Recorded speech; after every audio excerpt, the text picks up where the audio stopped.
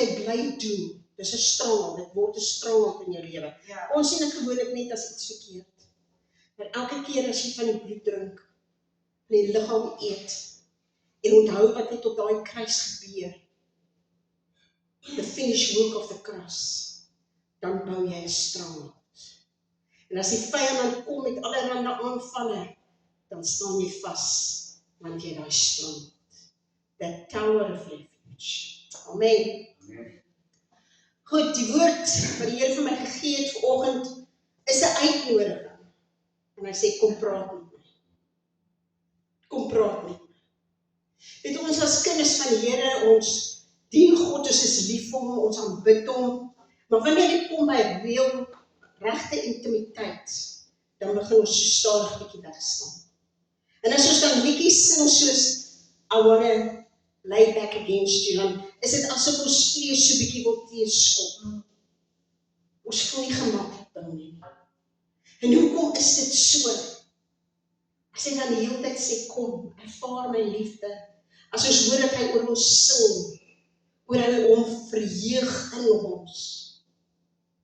Onthou ons probeer altyd vir Jesus of God sien in die bril van God.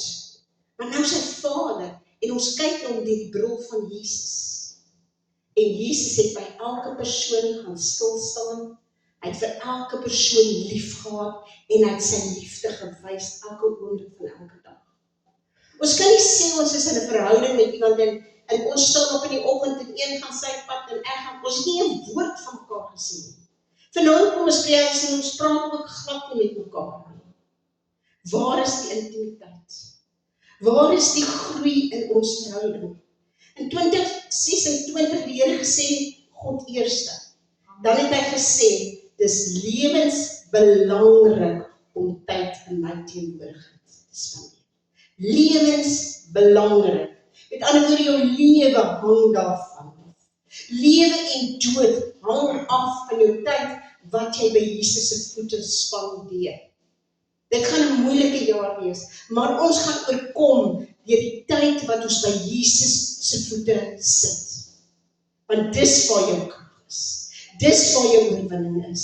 Dis waar jou vreugde is. Dis waar jy opstaan, waar jy swak gevoel het. Nou opstaan en jy sterk in die Here en jy kan weer aangaan. So ek wil vir julle lees uit, is dit 1 Konings, dan kyk ek net gou daar kom, skies ek hom nou. Skies om nie kry, want hy is nou op die verkeerde plek ingesit. 1 Konings 19 vers 11 tot 13. Dis die verhaal van Elia. Elia wat vuur uit die hemel uitgeroep het, toe by 'n stroompie gaan lê het en homself jammer gekry, en dan die engel wat van kos gebring het, en dan het hom gesê, gaan na hierdie berg toe, want dis waar God met jou gaan ontmoet en praat. Okay, so 1 Konings 19 vers 11 tot 13, en hy sê, dis nou God wat sê, gaan uit en staan op die berg voor die aangesig van die Here, en kyk, die Here het verbygegaan, terwyl 'n groot en sterk wind die berge skeur, en die rotse verbreek voor die Here uit. En die wind was die Here nie. En na die wind 'n aardbewing, en die aardbewing was die Here nie. En na die aardbewing 'n vuur, en die vuur was die Here nie. En na die vuur die gesuis van 'n sagte koelte. En toe Elia dit hoor, het hy sy gelaat met sy mantel toegedraai en uitgegaan en by die ingang van die spilonk gaan staan. So baie keer dan dink ons die Here moet op 'n sekere manier antwoord, met 'n sekere manier met ons praat, en dit is nie altyd hoe God met ons praat. Jy weet, is die Vader wat met jou praat, en is altyd in liefde. Dis altyd aanvaardend, daar's nooit oordeel nie. Hy kom, ek meen, Jesus het gekom om die Vader te verklaar, hy het ons kom wys hoe die Vader is. En die Vader is liefde. Hy sê, God is liefde. En as die Vader dan liefde is, dan weet ons wanneer hy met ons praat, is dit liefde. Maak nie saak wat iets is wat ons wil tereg opwys nie. Dit sal in liefde wees. Dit sal ons nooit veroordeel nie, dit sal ons nooit skaam laat voel nie, dit sal ons nooit bang laat voel nie, dit sal ons nooit van hom wegdryf nie, dit sal ons nader trek. Jesaja 30:21 sê, en jou ore sal 'n woord agter jou hoor wat sê, dit is die weg, wandel daarop, wanneer jy rug regs of wanneer jy links gaan. En dis wat belangrik gaan wees in hierdie jaar. Ons gaan moet weet wat God sê. Ons gaan nie ons eie planne net kan maak nie, want dinge wat goed gaan lyk, gaan nie goed wees. En alleenlik om God se teenwoordigheid gaan ons die onderskeid hê om te weet, ons moet nie regs gaan nie, ons moet links gaan, al lyk regs dan die regte pad. Johannes 10:7 nou dan, my skape luister na my stem, en ek ken hulle, en hulle volg my. So man het baie siek geword, en sy dogter skakel die predikant, sy sê, kom bid asseblief vir my vader, hy is baie siek. Hulle verwag enige oomblik dat hy sal gaan. En die predikant nie baie gehad om te doen nie, die agter, dokter wat sommer maar daar aangaan, en hy kom by die huis aan, dokter wys hom na die kamer toe, hy gaan na die kamer toe, die man sit regop in sy bed, opgesit, kussings agter hom, en langs sy bed 'n stoel. En hy sê verbaas van, het jy my verwag? Hy sê, nee, wie is jy? Hy sê, maar die stoel langs jou bed? Hy sê, kom ek vertel vir jou iets, die predikant. Ek weet nie wat was hy, pastore, priest of whatever, ek maak ook nie saak nie.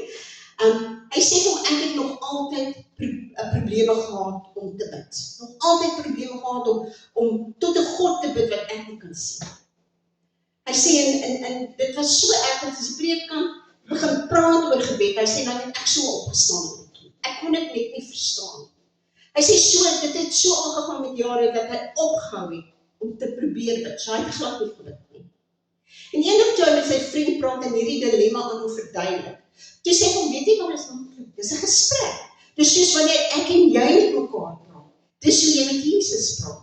Hy sê, as dit vir jou nog steeds 'n probleem is, neem 'n stoel en sit die stoel oorkant jou neer. En praat dan so met Jesus. Hy sê, nou is niks fout nie, want Jesus sê, ek is altyd by jou. So hy staan. So hy die stoel geneem, hy sê, in die begin was dit 'n bietjie moeilik, maar toe, hy sê, word dit so kosbaar vir hom, dat hy ure in gebed deurgebring het, terwyl hy met Jesus praat, en Jesus met hom praat. Onthou, dus gebed is nie net, ek gaan in, en ek dink dis wat ons probleem is, ek gaan in gejaag en vinnig, en net vir die Here sê, wat wil ek sê, en miskien het ek nog 'n lysie op wat vir hom gee, en ek het vereistes wat ek vir hom gee, en dan storm ek by die deur uit, want ek moet by die werk kom, en Jesus sit daar, en hy het geen kans gehad om vir jou iets te sê. Miskien wou hy vandag vir jou gesê, weet jy wat, ek het dit reeds uitgewerk. Maar jy storm my, dan vertrek ek nog steeds bevrees, nog steeds bang, nog steeds wonder, wat gaan gebeur vandag. Miskien wou hy vir jou gesê, weet ek het jou reeds gelees. Miskien het hy vir jou gesê, weet jy wat, ek het reeds vir jou deur oopgemaak vir 'n ander werk. Maar jy weet dit nie. Want jy is nie daar om te hoor wat hy vir jou sê. En ek dink dis omdat ons ook steeds daai mentaliteit het van 'n God wat op 'n troon sit en nie regtig belangstel in ons nie. Ons vergeet dat hy ons so lief gehad het dat hy sy seun gestuur het om te kom mens word en te kom sterf, sodat ons weer herstel kon word in die posisie wat hy vir ons gestel het, sodat ons hom mag ken. Jesus wat liefde was, die God verteenwoordig. So ons doen dit nie, ons wag nie dat God praat nie, ons verwag dan ook nie eers dat hy met ons sal praat. En ek dink dis hoekom die Vader hierdie boodskap van my gegee het. Want hy wil met jou praat. Hy wil vir jou vertel wat hy lief is vir jou. Hy wil vir jou vertel terwyl jy miskien heeltemal iets verkeerd gedoen het en jy weet is verkeerd en jy voel skaam en jy voel veroordeel teenoor jouself. En hy vir jou sê, weet jy wat? Dis reg so. Ek weet jy het 'n moeilike dag gehad. Maar my liefde is nog steeds daar. Ek het dit reeds vergewe. Aan die kruis het my seun dit reeds betaal. Maar ons gaan uit en ons voel nog steeds skaam en ons is nog steeds kwaad en ons word siek in onsself. Want ons het nie by die Vader se voete gesit en toegelaat dat sy helende krag en sy teenwoordigheid en liefde oor ons was. Hoe praat ek? Dis 'n gesprek. Weet jy, ons gekom in die kerk en ja, ons bid hoë gebede, want dit is corporate. Maar as jy in jou kamer is, jou binnekamer, dan is dit daai oomblik wat jy aan sy voete sit. Dis daai oomblik wat jy net so moeg is, dat jy net met jou kop op sy skoot wil hê. Ek het nie die storie klaar vertel. Okay, goed. Ek moes hom gou klaar vertel. So hy sê, en dis wat ek nog gedoen en ek het dit geniet, en vir ure het ek dan nou so met Jesus gepraat. En die predikant was baie opgewonde en sê, die belangrikste is dat jy verhouding met Jesus het. En hy staan weg. 2 dae later skakel die dogter die predikant en sy sê, predikant, my vader is vanmiddag oorlede. En ek vra van, het hy vreedsaam gegaan? Sy sê, ja, baie vreedsaam. Sy sê, maar dit was ook baie vreemd. Sy sê, voor ek dood toe is, het hy my ingeroep, met my gepraat, grappies gemaak, my gesoen, en ek is toe weg. En toe ek terugkom, toe besef ek dat hy weg is. Sy sê, maar die snaakste ding is, dat hy homself oorgebuig het, en sy kop op die stoel is. Hoekom? Want Jesus was daar. Weet jy, gebed is seker die belangrikste ding wat ons kan doen. Dit is ons asemhaling. Dit is ons asemhaling. Dit is net weer by daai plek, vir wat vir my kosbaar is, as ek gaan bid, dan weet ek bid tot Jesus wat my nie veroordeel. Glad nie, daar's geen veroordeling nie. En ek weet hy het my so lief. Is dit dan nie lekker om te gaan bid? Is dit dan nie lekker om net daar te sit in haar teenwoordigheid, waar ek miskien gaan bid het nie, miskien net vinnig gebid het en net sê, Vader, wat verlief my is. Weet jy wat, hy sal jou altyd bemoedig, hy sal jou altyd optel, en wanneer jy uitstap, voel jy beter, voel jy heel. So dis 'n gesprek, en dan wag ons vir Jesus op. Nie, ek 1, 2, 3, jy gaan vir nie 'n dag gaan nie. Maak tyd, en sit aan sy voet. Maak tyd. Staan vroeg op en maak tyd om met hom te praat. Weet, baie mense sê, maar God praat nie met my. Die woord is vol van God wat met mense praat. Hy praat met Abraham, hy praat met Adam en Eva, hy loop in die koelwindjie met hulle. Hy praat met hulle. En wanneer hulle dan geestelik sterf, want hulle fisies geestelik sterf, dan word daai band verbreek en hy loop nie meer in die aand met hom nie, maar niks keer dat hulle nog steeds kan bid nie. Niks keer dat hulle nog steeds met hom kan praat. Maar ons verloor ons geneigtheid of ons vermoë om werklik te luister. Miskien omdat ons dit ook nie eers in ons alledaagse lewe doen nie. Iemand vertel jou iets en eintlik luister jy nie, want jy is al klaar besig om aan iets anders te dink. Kom ons luister wanneer God met ons praat. Reg in die begin praat God met hulle. Hy het hulle geseën. Hulle het nie net een keer met hulle gepraat nie, elke dag. Ons weet nie hoe lank dit was voordat Eva van die vrug geëet het. Hierdie God wat hemel en aarde geskaap het, wil met jou praat. Net soveel as wat hy lê, jy moet na hom toe kom en met hom praat, wil hy met jou praat. Want hy het jou lief met 'n ewige liefde. Jy is die appel van sy oog. Gaan lees net 'n bietjie jou woord. Jy, nie jou naam nie, jy is in sy handpalm uitgegraveer. Jy het daai spikkeltjies op die aarde wat God nie eers van die hemel af kan sien nie. Jy is in sy handpalm uitgegaan. Elke haar op jou kop is genommer. Hy weet as 186 vandag uitgeval het, of skeef staan. Hy weet dit. Hy sê jou niere is vir ewig. Alles omtrent jou lewe, weet hy. En is vir hom belangrik. En as jy nog kom in volle vertroue en hom sê, Vader, ek sukkel,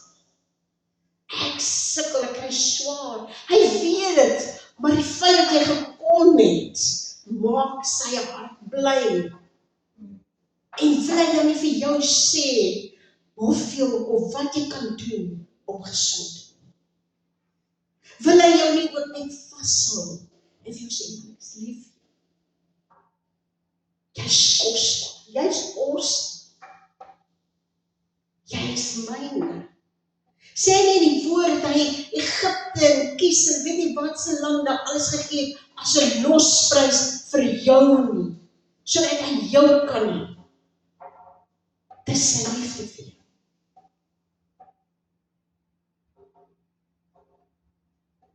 Ons dink hy is teleurgestel.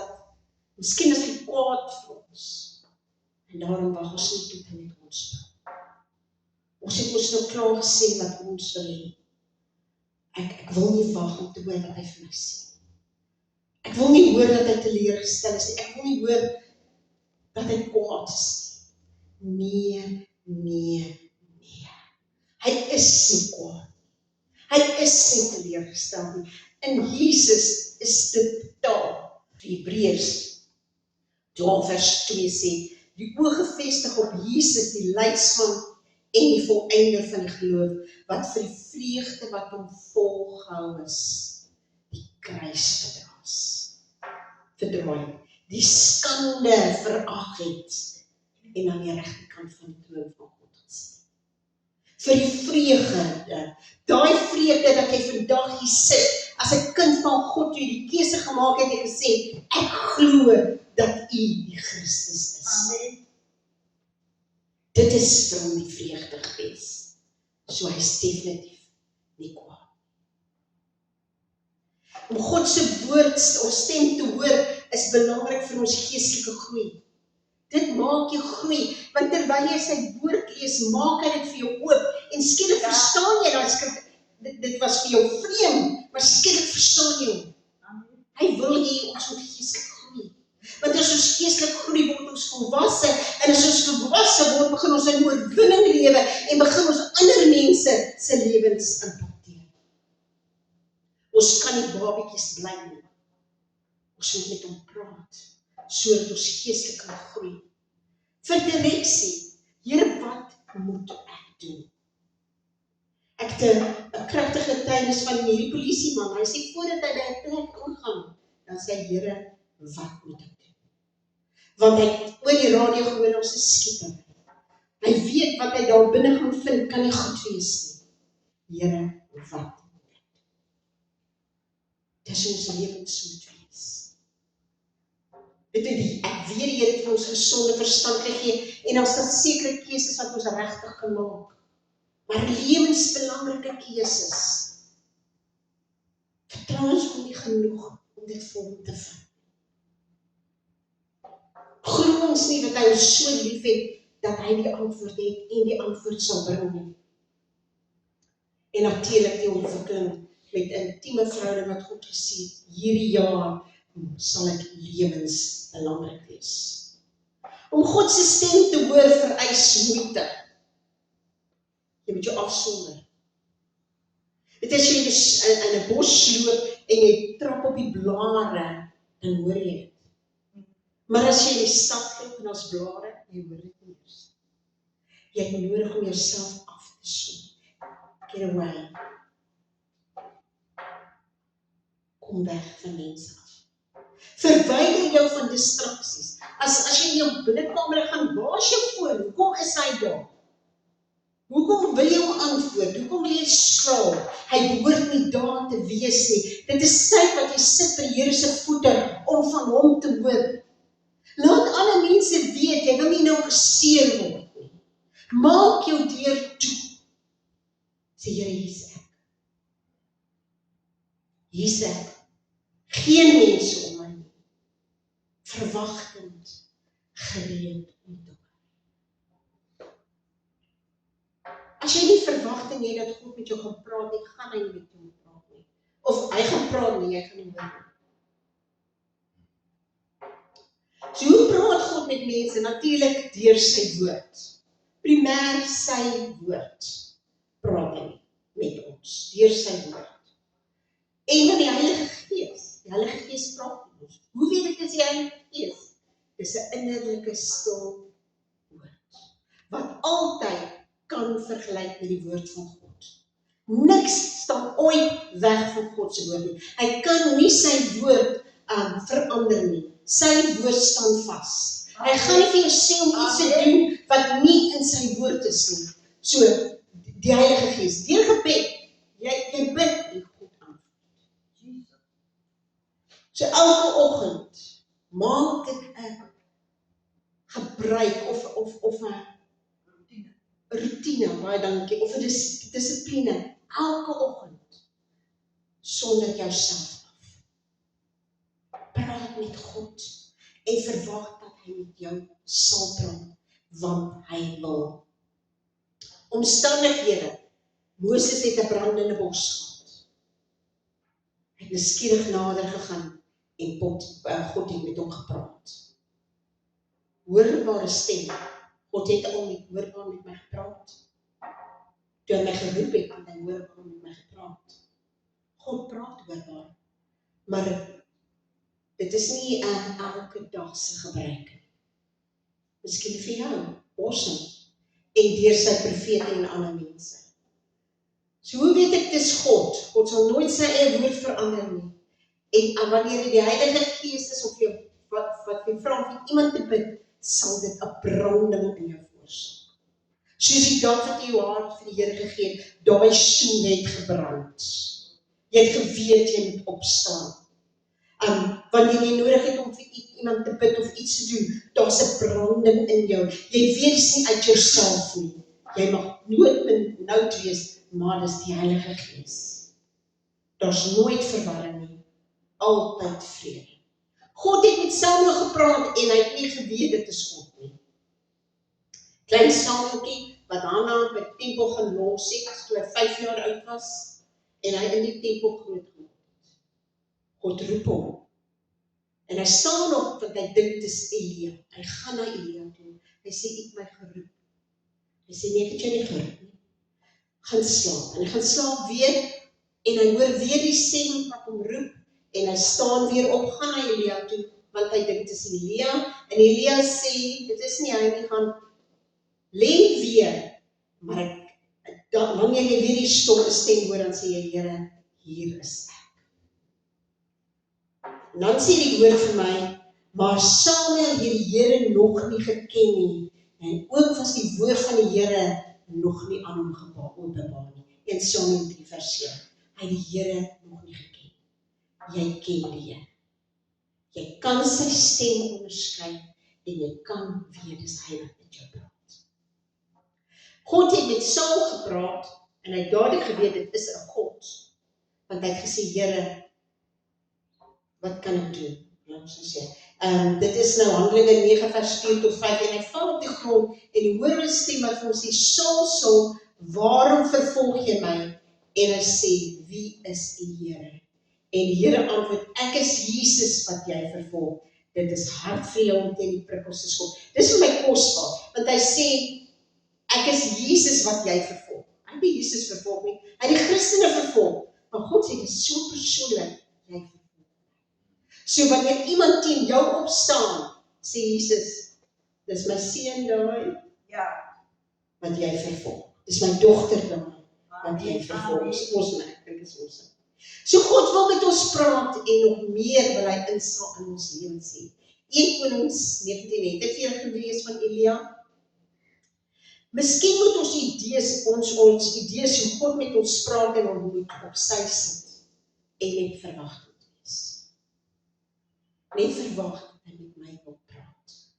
Jeremia 29 vers 13, en julle sal my soek en vind, as jy na my vra met julle hele hart, en ek sal my deur julle laat vind, spreek Here.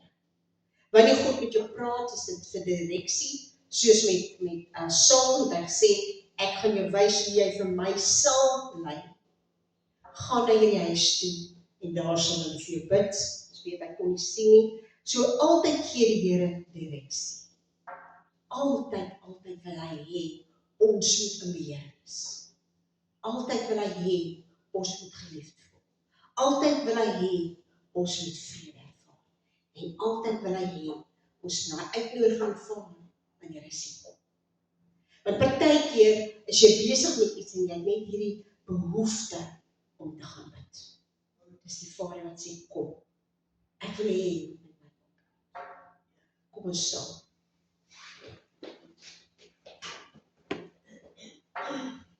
So as jy sukkel, skryf jou 'n stoel. En wag dat die Here met jou praat. En praat terug. Dis 'n gesprek. Hoe gaan ons iets leer? Hoe gaan ons groei? As ons nooit hom tyd gee om met ons te praat. Wanneer ons nooit hoor dat hy lief is vir ons. As ons nooit hoor dat hy plan vir ons lewens het, want hy doen dit. Hy sê vir ons. Hy gee vir ons direksie. Vader, dankie dat ons vanoggend net kan kom en sê, dankie Here. Dankie dat jy God is wat naby is. Dankie Here dat jy met ons wil praat. En Vader, al die vrae, hart wat soekend is en ore wat oop is. En ek bid nou Here in die magtige naam van Jesus dat elke oor in hierdie plek oop sal gaan, nou oop sal gaan vir u stem en u stem alleen. Here, dat jy vir ons geestelike oë sal gee om te kan sien wat jy besig is om te doen. En Vader, dat ons werklik aan die voete sal sit en sal hoor wat jy vir ons sê vir 2026. Ons besighede, ons liggame, ons kinders, ons toekoms, Here, ons finansies. Vader, dat ons dit alles voor u plaas. En ons weet, die een wat alles weet, sal vir ons die antwoord gee. Ek bid die seën, Here, oor elkeen van die kinders, Here. Gee ons horende ore, Here. En Here, as jy vir ons 'n uitnodiging gee, wat sê, kom, laat ons kom. In die magtige naam van Jesus. Amen. Amen.